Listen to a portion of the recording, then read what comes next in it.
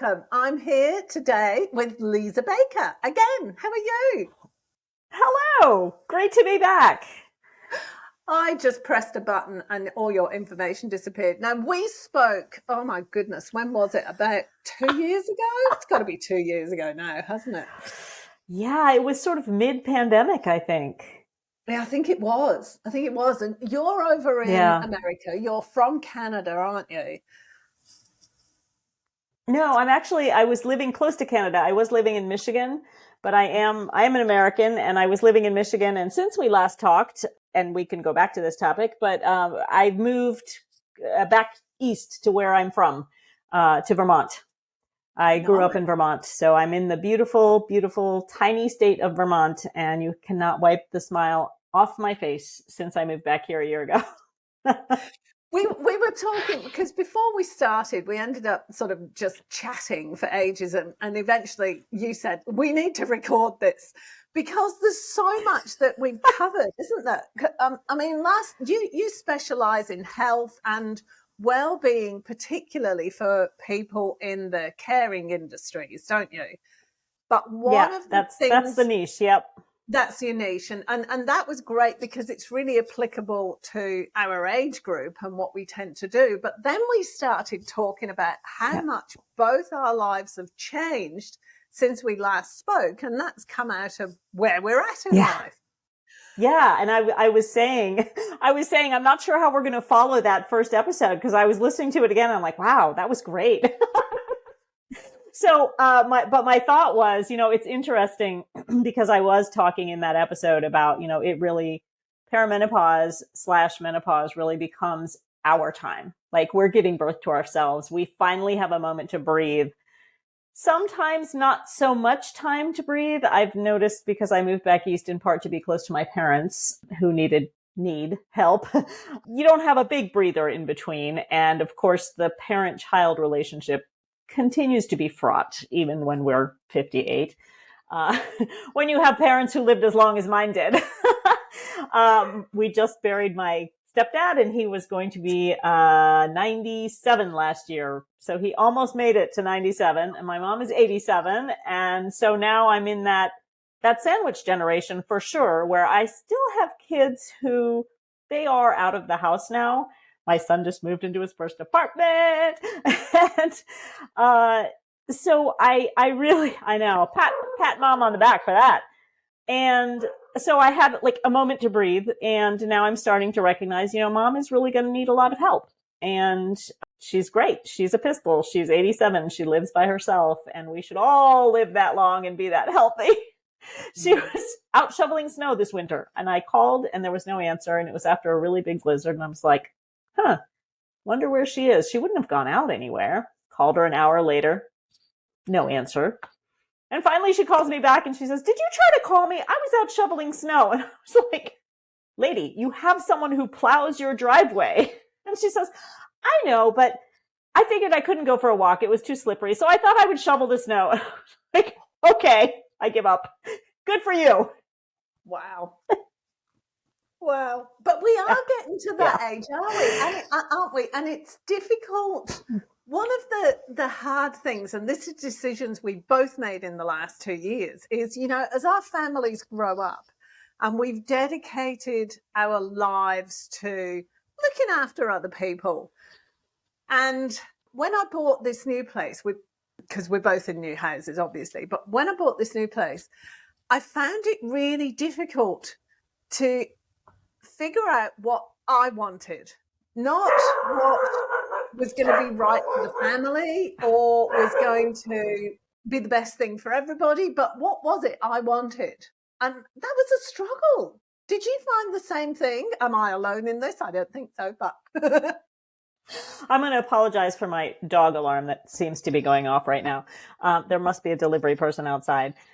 So yes, as I was saying, I kind of blew my life up after we talked last time. My husband lives and works in Hong Kong and I thought, this is silly. I'm living in a 4,000 square foot house with the dog alarm and that's it. Nobody else lives here. Daughter's in grad school, son's in college. This is a lot of room. And I kept thinking, Nobody needs to be cleaning 4 full bathrooms when there's just one person living in the house. So I talked to my husband and I said, look, you're there for at least 5 years, maybe 10. How about if we sell the house and I move back east? And he was kind of like, oh, well, I don't know. And I said, I need to do this. And so I talked him into it. And boy, I don't know what happened in Australia with the real estate market, but it took off in America right around that time. And so we were able to sell at a huge, huge gain and buy a condo for cash. And we are now debt free. And that was just a huge thing to do during the pandemic. And yes, it was intensely stressful. I bought a condo sight unseen, like I'd seen it on video, and really just took it on faith that everything was going to be fine. And for the most part, it was. But it's really complicated to sell a house, buy a condo, move cross country after downsizing lots of stuff, and to do it I did it on my own. And afterwards, again, I was like, oh, pat yourself on the back. Good for you. Like, you now understand everything there is to know about real estate transactions. Because before I was like, okay, where do you need me to sign? Yeah. And I think that's such an important part of this stage of life, which is recognizing that not only can we, and I hate this word, but should we learn how to take care of ourselves in all kinds of different ways. Some of it is because we never had the time to do it. Some of it is because somebody else always took care of it. And you start thinking about, well, somebody else may not be around. You know, somebody else may not live as long as I do, so I better get my act together. So I just thought that was a really important experience to have. Yeah, I agree with you. It's been interesting because, as hopefully everybody knows that's listening to this, I split up from my husband, or we separated. The initial, it's your alarm going again. The initial, we're having a few months apart to see what we want to do, because we need to break the patterns that we've been in. You know, we've been married 30 odd years, and we have our little roles out of habit, not out of any reason, any logical reason, or any reason based on what somebody's good at or not good at, but just because that's the pattern we've fallen into. And like you say, with buying and selling my house and doing it all by myself and downsizing by myself and throwing things out and selling things and taking things down to the op shop and all of that stuff, all by myself, making all those decisions. Do you know what the hardest thing was for me? I sold most of my furniture, right? But the dining table, for some reason, I had a meltdown when my dining table was taken away because it was too big for my new place. And I don't know what it was. And John said, oh, maybe it was just like, that represents family to you. I've just got no idea.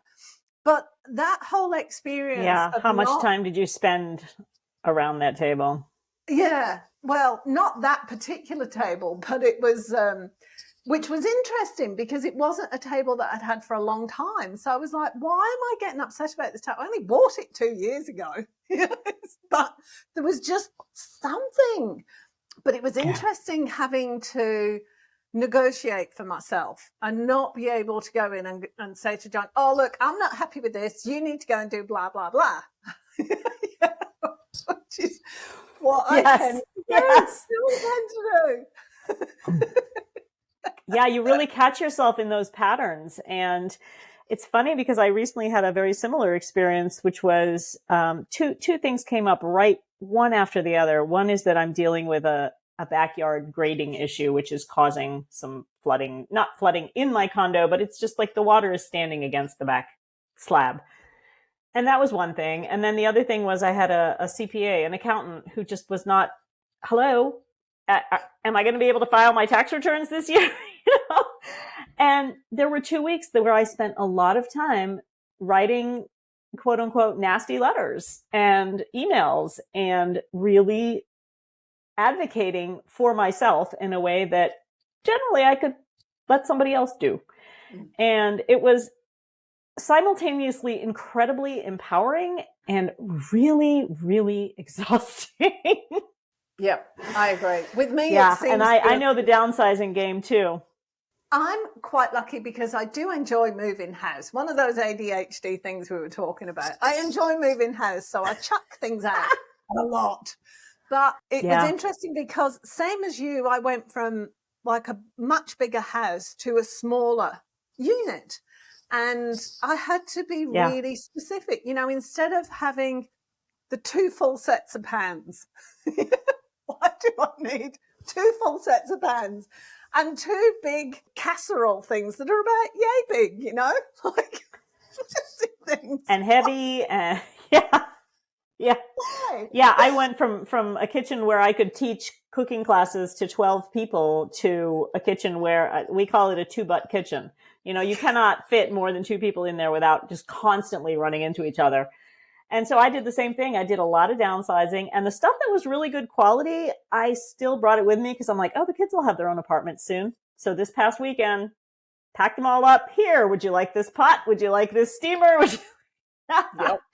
And so it's been a really interesting experience of downsizing, and also kind of recognizing that it's stuff. I'm not that attached to it. And now that I look at my mom, who's, you should come down and we'll look through my stuff and you can take what you want.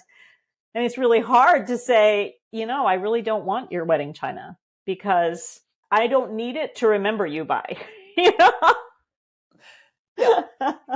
And I want something that can go in the dishwasher. Let's be honest. True. I hadn't thought of that. Yeah. Yeah. I did the same thing. Anything useful, I asked the kids if they wanted it. If they didn't want it, it went down to the op shop. Or I sold it. I did a lot of selling on Facebook, which was an interesting experience. I do not like selling on Facebook Marketplace, Gumtree, or anything like that. Man, I had a really funny experience on Facebook also. What happened? You know what I discovered? It's so strange. I would put, like, the first thing that I put up was our piano. And it went in one day for the asking price. Like, we're talking thousands of dollars. Thousands of dollars. Nice piano, right? Leather furniture, no problem. All kinds of big stuff that was expensive, no problem. But then you put up some kind of like pot for $20 and someone says, I'll give you $5. Like, really? Are you kidding me? You're going to argue about $20? Yep. It brings out the weirdest things. It does. Like we had a garage sale and we had all of these DVDs, big box of DVDs, and we just labeled them all $2 each, $1 and $2 each, you know? And these big Maori guys came in and they're like, oh, we'll give you 50 cents. And my daughter, like, she must weigh 45 kilos, went through. She's like, no. She's like, I'd rather keep them. Go away.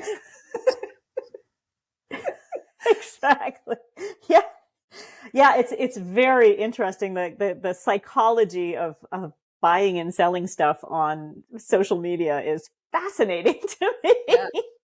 And the number of scammers on Facebook Marketplace is bizarre. I found that quite. It is. It's really wild. I reported about 20 people for outright scamming. It was a scam. Yeah. The one, I don't know whether you've seen it. Wild. What is it? Anyway, they say, oh, I could only transfer a minimum of $200 and this is only $100. So send me $100 and, you know, that kind of thing. Yeah, no. Yikes. So that's interesting. We've both had the same experience, sort of midlife move, really having to advocate for ourselves, I think is a really big part of this time of life. And like I said, it's simultaneously exhausting and empowering. Yes, and terrifying at the same time, you know, because, or it was for me anyway, because like the one that's come up for me is having to draw and this is what we were talking about when Liza said before, you need to press record, is about drawing the line with around, how can I say this? Basically misogyny and acceptable social behavior. And the reason we got onto Yeah. this topic is Liza was commenting about the post I put up about 4 or 5 weeks ago now, where I got copped a lot of abuse from, as my daughter-in-law put it, middle-aged, bald, overweight white man with right-wing tendencies. That's what my daughter-in-law said. And one of them was my neighbour, from where I used to live. And it was actually when he put up the comment, which was basically just abusive. He called what I put up drivel, and it was stupid, and he was just abusive. Like, obviously he didn't agree with it, but he didn't say, I don't agree with it. He just called me names and called what I'd written names. And I just laughed at the comment, first of all, and I thought about it for a couple of days, and it was an interesting experience watching my thought process about this, because my concerns were, and I said this to Liza, had I still lived there, I might not have said anything, because I see him in a social situation. And how appalling is that I feel the need to stop myself from censor myself because I might upset somebody in person. That's not who I am either. That's not who I am. Yeah. But why do we and I think that the question really is, yes, you might have upset him in person. The real important thing is that you would have felt physically threatened in that space. And Yes. Your next comment was, you had women and not just women, I think, reach out to you and say, I'm so glad that you had that public conversation. And, some of them even know the person and said, I'm so glad you called him out. But just this idea that, and this goes right back to what we were talking about in the first podcast episode, which is so often we think, I am in this alone. I'm in this alone and it sucks and I'm the only one going through this. And whether you're talking about like hot flashes or rage or whatever it is you're talking about that's a symptom of perimenopause, it's also something that we do with other things in our lives. And I always say the way you do one thing is the way you do everything. And if you are going around thinking, I'm the only one in this, I'm all alone, nobody's here, nobody's going to help me, then you really do have that tendency to censor yourself and be super, super careful. And when you do speak up, how beautiful it is. First of all, you suddenly recognize that, oh, I have a community. I need to reach out to them more often in different ways. Obviously, it doesn't always have to be about calling somebody out on something. But really thinking about, if I had that kind of a reaction from other people are feeling alone and scared too. So it's not normal, but it's common, right? So that's something that Christiane Northrup talks about a lot, which is we all think, oh, hot flashes are normal. Rage is normal. Brain fog is normal. Joint pain is normal. No, it's common. It's not normal. Yeah, that's a really great distinction there, because the other thing that was interesting that was coming up for me as you were talking then is most of those women who reached out to me did so in private messages, not on a public comment.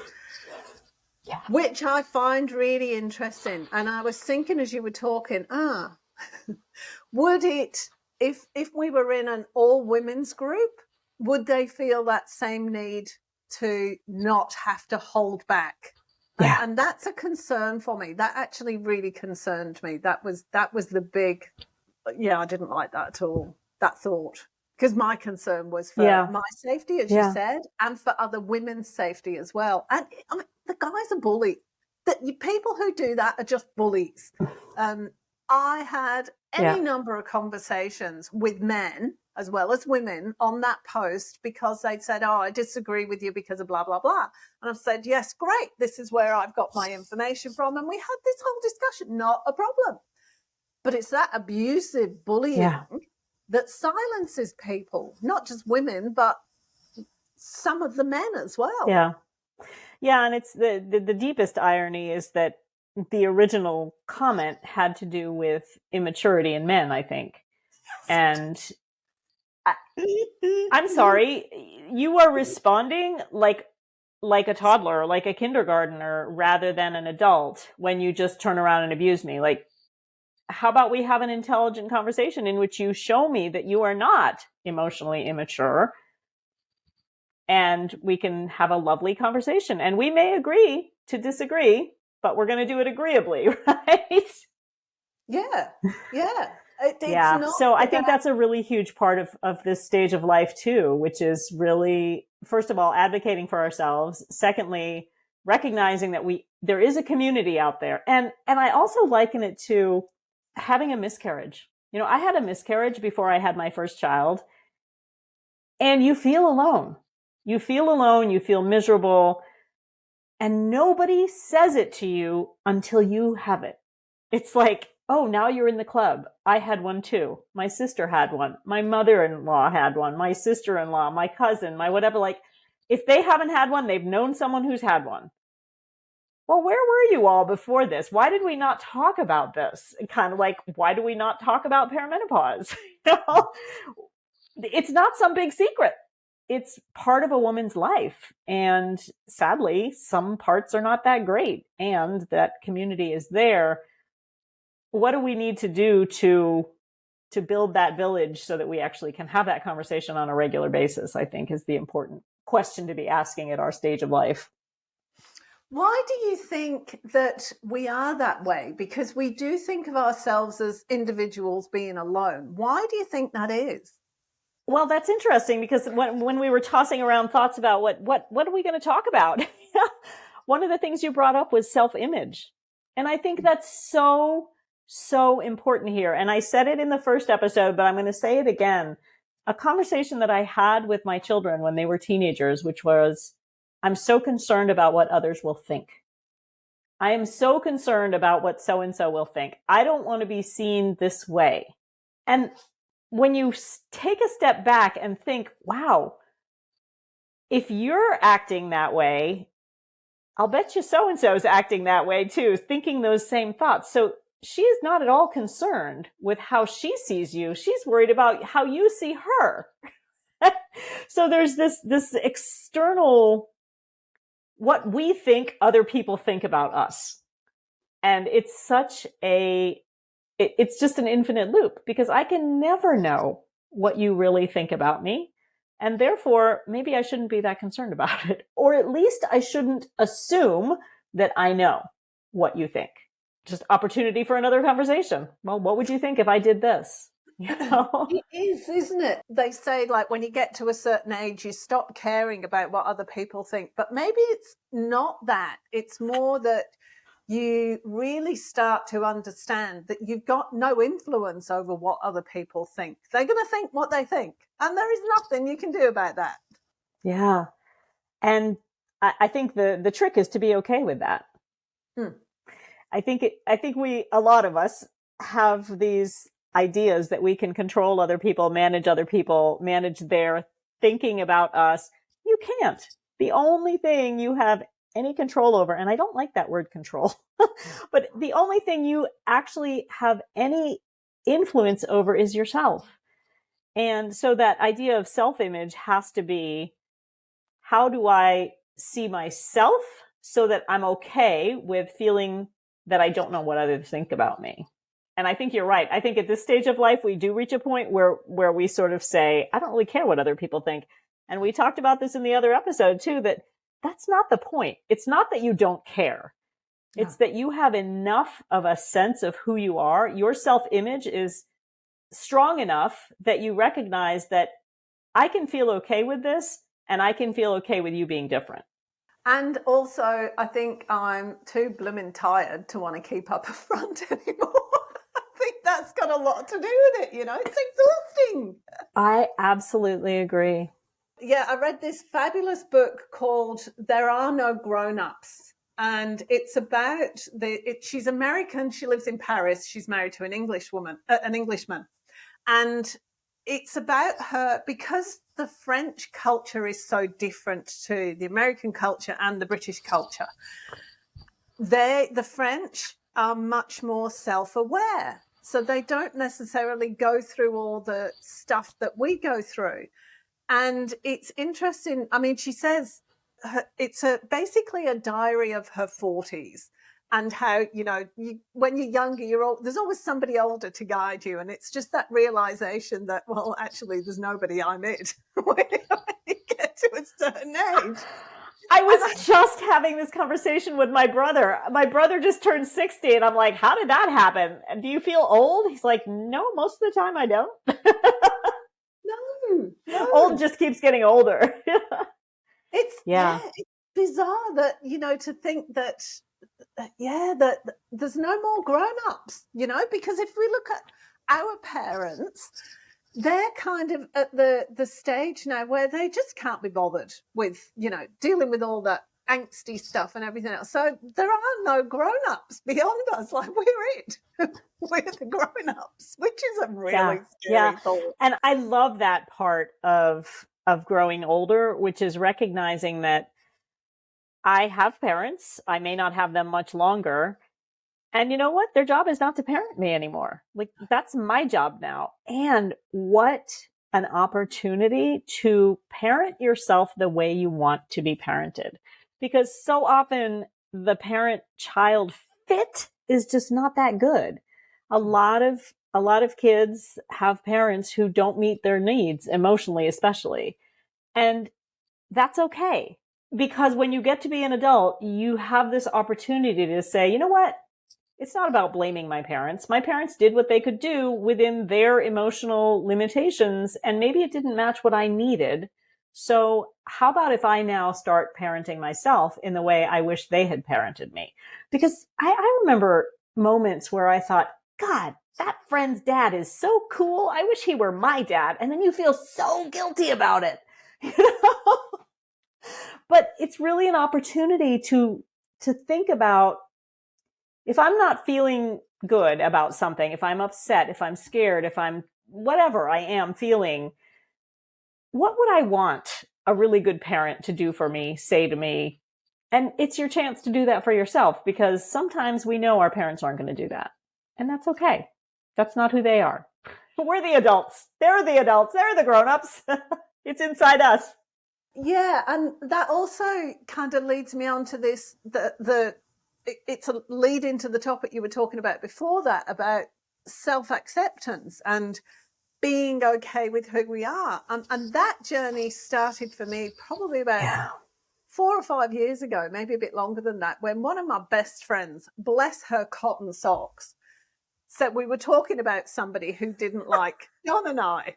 And she said, I can understand them not liking you because people either love you or hate you, but I can't understand somebody not liking John because he's just really nice. And I was like, thanks. Thank you, I think. It's really confused.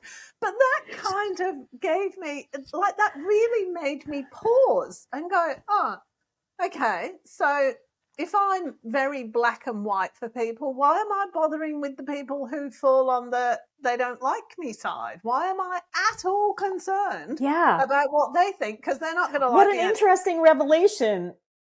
Yes. Yeah, what a great revelation that, you know what, I've been living all this time and I had no idea people don't like me. Like, I thought everybody liked me.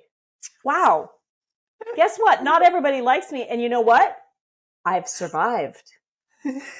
That's the important part, is like, and you're okay. Yeah, and the thing is, by taking all of those people that didn't like me anyway, by taking them out of the picture, I've got a lot more time to focus on what I enjoy being, who I want to be, as opposed to going, ooh, is that going to work? Because, it might offend them or they might get upset.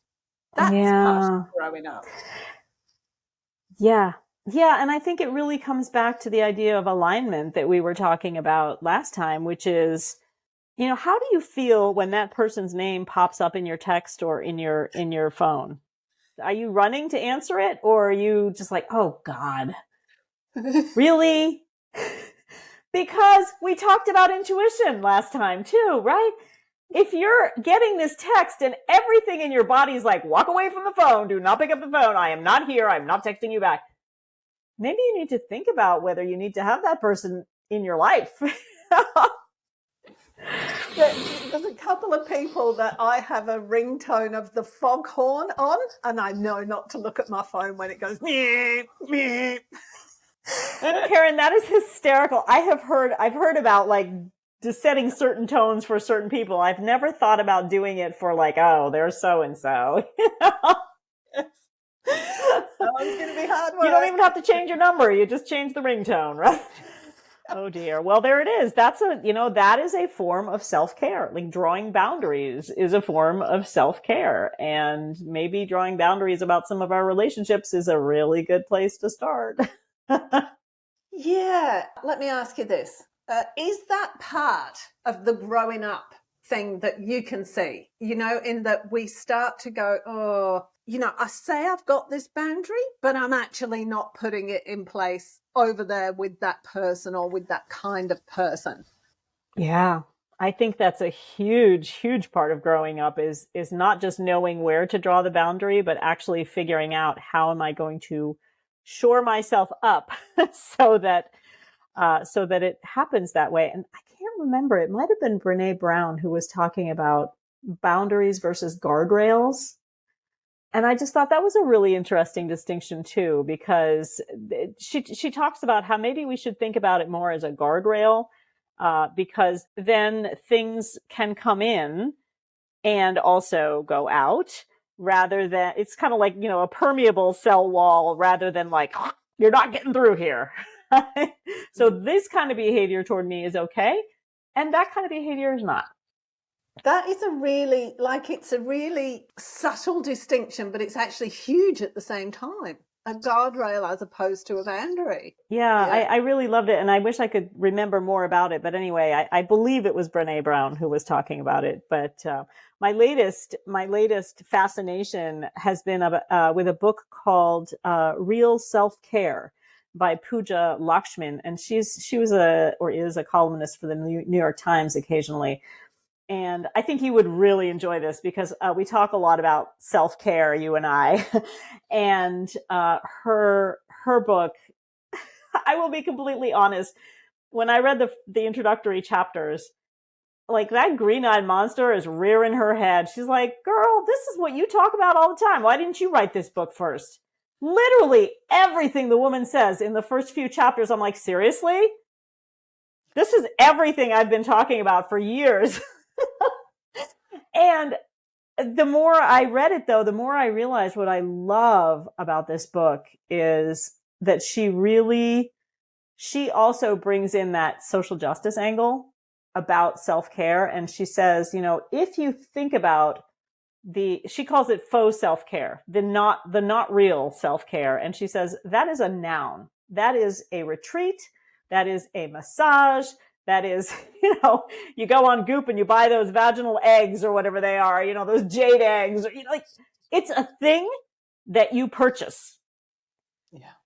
And what I really appreciate about what she says is, come on, most of the women who need real self-care can't afford that stuff. It is not for them. And what I love about her book is that she says, you know what? It's absolutely free. Real self-care is a verb, and it's absolutely free. You don't need to buy the stuff. There's nothing wrong with the stuff. If you like the stuff, there's nothing wrong with it. But A, you don't need it. And B, don't expect the stuff to fix it, because it's not going to be there. That's not where the answer is. The answer is inside you. And yes, the only thing it costs is time for you to do the work. And there again, we might be cutting off a huge part of the population because a lot of people, work 2 jobs. But just this idea that self-care is not something that we buy. It's something that we do. We have to do the internal work first. And she really talks about how, and this comes right back to our conversation about advocacy for others, not just for ourselves. She's talking about like, okay, that sounds a little weird. You're concerned with social justice, but you're telling women to do their own work on their own self-care. And she said, really, if you think about it, what's really screwed up is the system. Like the system expects women to have it all. And it teaches us that we can have it all. well, first of all, do you really want it all? I don't know. Maybe you don't. But really thinking about how it's the systems that have really screwed women up. And I love the parallel that she draws between women's self-care and burnout in specific. I work a lot in the field of burnout. So in burnout, there's something called a burnout paradox, which is it is the systems at work that have burned you out. Your job, your place of work is not set up so that you can do your work efficiently, effectively, and without killing yourself in the process. It's the system. And yet, when you burn out, what do they say to you? You just need to practice some more self-care. You just need some resilience training. You just need this, right? And the point is, I wouldn't need resilience training if I worked in a place where I wasn't constantly assaulted with stuff. Right? And so this idea that same thing for women, like if we can, all of us do this internal work, figure out what really is important to us, align ourselves with our values and not worry so much about goals, how can we then advocate for others to have the same thing? Because it's about changing the systems. So, you had this exchange on Facebook, you got a bunch of people saying, hey, good for you. Okay, so maybe they did it privately rather than on Facebook. However, there's a situation where you're like, wow, I've actually made a difference in somebody's life. I've stood up to somebody that somebody else was afraid to stand up to. And yeah, it didn't go great. It wasn't great for you. And it showed other people that, oh, I'm not alone. I could possibly do this. So just really that idea of advocacy, once you yourself have discovered what feeds you, feeds your soul, feeds your flame, how can you make it possible for others to do the same thing? And I think that's a really important part of building our village. And for me personally, I think it's really important that we focus on women. I think that whole idea of, here we are, we're in menopause, we're on the other side. And by the way, we know how great it is. How can we then pay it forward? Sorry, my brain's gone on one of its tangents. It was really interesting what you said then about, we're post-menopausal and how great it is. And I thought, I remember, you see things, I wish I could just be young again. And I've always been in the space of, you could not pay me enough to be a teenager again. Worst time of my life. Thank you. Idiots. And now absolutely. Isn't it? And just hormonal, not making any sense. So much angst and stress. Like, why would you want to be a teenager or a young person again? I actually really enjoy being older and not having all of those hang-ups, insecurities, all of those pressures, the peer pressure and everything else. Why would I want to go back to that? And then what you just said about being postmenopausal, it was great. And I'm thinking, actually, yes, you could not pay me enough to be of child rearing age again. I do not want to go there. I know. And it's so funny because I have absolutely loved every single stage of my children's existence. When they were infants, I loved that stage. When they got older, I loved it. They went to school. I loved it. There were ups and downs. Of course there were ups and downs, but I honestly feel like every single stage with them has been great. And every single stage has been better. And I keep thinking about, speaking of cool adults, my kids are super cool adults. And I really sometimes feel, this is funny, I sometimes feel like a really bad mommy because in some ways I'm done. I'm ready for them not to need me all the time. And I just had a conversation with my sister-in-law she's remarried and has a daughter who's having some surgery. And she's at the hospital. She's like, wow, we haven't been in touch for a long time. We should touch base. Can't talk right now. I'm in the hospital. So-and-so is having surgery and I'm going to be living with her for a while and helping her through rehab. And God, I love being needed like this. And I thought, girl, you couldn't pay me enough. My kids better not need surgery in 12 weeks of rehab because I'm not there. No. Yeah. So I think we're so different, and how interesting that it works out that way. And she has lovely children and they have a great relationship, and it's so different. Yeah, that's it. Because that opens up a whole other kettle of fish. We all think that there's one ideal, and it's generally not us. We're not the ideal. Everybody else is the ideal. However we are is not it. I know. That's why I say I feel like a bad mommy. Yeah, it's really interesting, isn't it? Yeah, I hadn't thought of that. Yeah, that's actually a great perspective, that possibly for everybody, the ideal is somebody else. So even for that woman that you were talking about, maybe the ideal is you. She's got, she might look on you as being her ideal. We kind of designed like that as humans, aren't we? It is. It's so interesting. And I wonder whether it's because we're not very good at looking inside ourselves. It's very easy to look outside, and it goes for all kinds of things. Like, it's really easy to look outside for that fix. Like, look outside for how should I be eating? How should I be moving? How much should I be sleeping? All that, you're getting advice externally, but what if you were to look inside yourself and realize, like, oh, I actually only need 7 hours of sleep. Why am I trying to get 9? Or the opposite, probably more true. But questions like that really, really make me think about how easy it is, especially in this world of insane amounts of information, how the minute we want to know something, we Google it instead of, maybe I know that inside myself. Maybe my intuition can tell me that. And it's also a validation thing as well. Like, I think I do it for validation. I think this might be best for me. I'll just Google it and see if somebody else is doing that. There is that element. Yeah. How fun would it be to see if we can not do that? This is the way I feel, and this is what I think is right for me right now. I'm not going to Google it to see if, Gwyneth Paltrow's doing it. It just... something I think about a lot. Like, let's see if we can turn inward instead of turning outward for our information. I think that is a really good point to stop on, because we're going to carry on talking for the next hour if I don't. I know. We're just going to talk, and it's daytime for you, and it's my bedtime, so I can't believe we finally made this work again.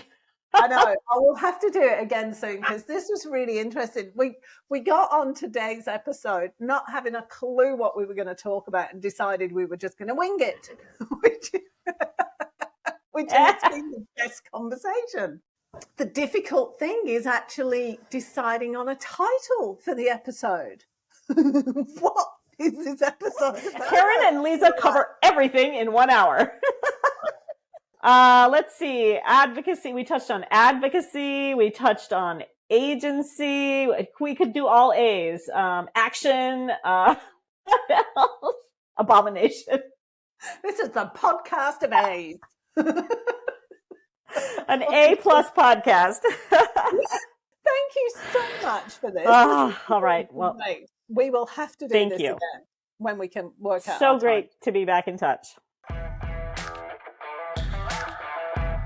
If you enjoyed this episode, be sure to subscribe, and don't forget to rate and review this podcast and share it with your friends. Thanks so much for listening, and I hope you're leaving with some thought-provoking information that can make a difference in your life. See you next time.